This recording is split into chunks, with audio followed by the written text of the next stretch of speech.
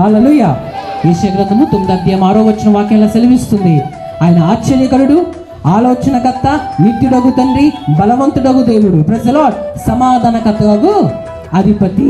హల్లెలూయా.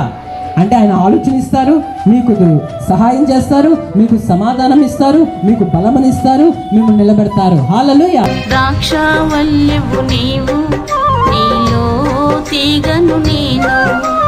ద్రాక్షవల్లెవు నీవు, నీలో తీగను నేను. నిరాధారమైన నా జీవితానికి ఆధారం నీవయ్యావయ్యా.